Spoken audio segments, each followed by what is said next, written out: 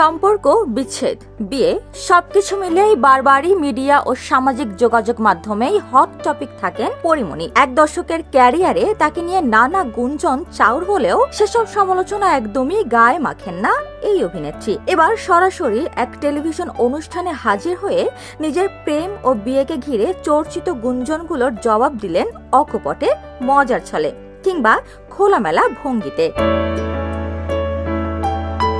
সম্প্রতি behind the fame with RRK অনুষ্ঠানে হাজির হন পরিমণি, যেখানে উঠে আসে নানা রকম কথা। ক্যারিয়ার, ব্যক্তিগত, প্রেম ও বিয়ে নিয়ে নানান প্রশ্নের সোজাসাপটা জবাব দেন পরিমণি।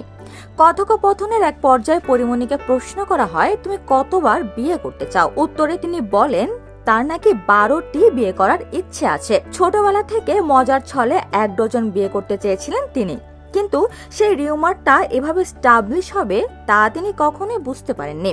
বুঝলে নাকি এমন মজাটাই তিনি কখনোই করতেন না। অভিনয়ে ক্যারিয়ার শুরুর আগেই খালাতো ভাই ইসমাইলকে বিয়ে করেছিলেন পরিমণি। এমন গুঞ্জন ছড়িয়েছিল গত বছরের নভেম্বরে এক সড়ক দুর্ঘটনায় ইসমাইলের মৃত্যুর পর। ইসমাইলের সঙ্গে পরিমণির ঘনিষ্ঠ কিছু ছবিও সামাজিক যোগাযোগ মাধ্যমে ভাইরাল হয়। ইসমাইলের প্রসঙ্গ উঠতেই অকপটে স্বীকার করে পরিমণি বলেন, হ্যাঁ, ইসমাইল নাকি তার সৎ স্বামী ছিলেন। সাম্প্রতিক সময়ে গায়ক শেখ সাদির সঙ্গেও নাম জড়ায় পরিমণির।